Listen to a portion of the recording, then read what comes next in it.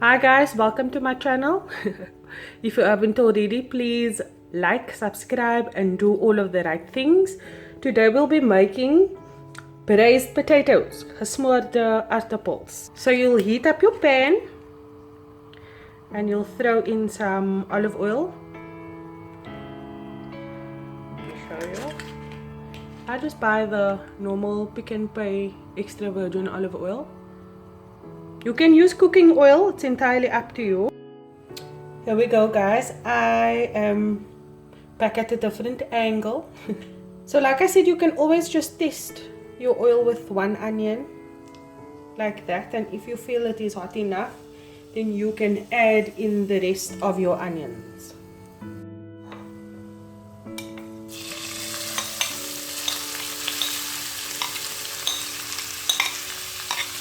And guys, I'm using one onion chopped up,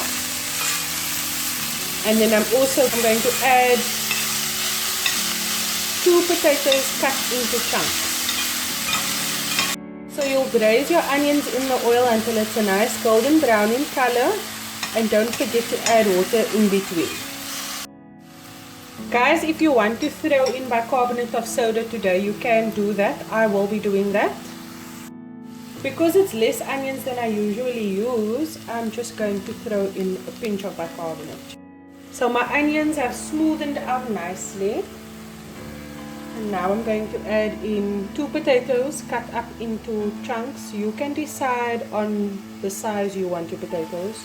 You can cut it into halves or quarters, entirely up to you. And now I'm going to add my potatoes into the pan.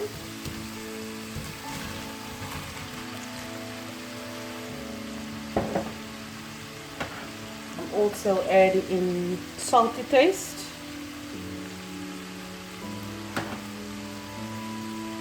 and I'm adding in some borrie, turmeric, and Jeero seeds, cumin seeds.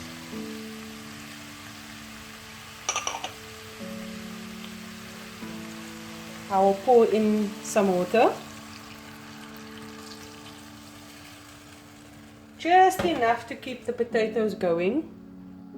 So guys, I also wanted to make this point. Make sure that your potatoes aren't cooking too soft, because you don't want braised mashed potatoes. So you still want your potatoes to be, you know, like chunks in the pan. And then I'll be adding in some danya. So I grew up in a household where my granny would chop up the danya, the celery and the parsley, and she'll put it in Tupperwares or in little containers and put it in the freezer, and then whenever she needed it, she'd take it out of the freezer. So I pretty much do the very same thing. So I have frozen danya that I chopped up, that I'm going to be adding into the potatoes.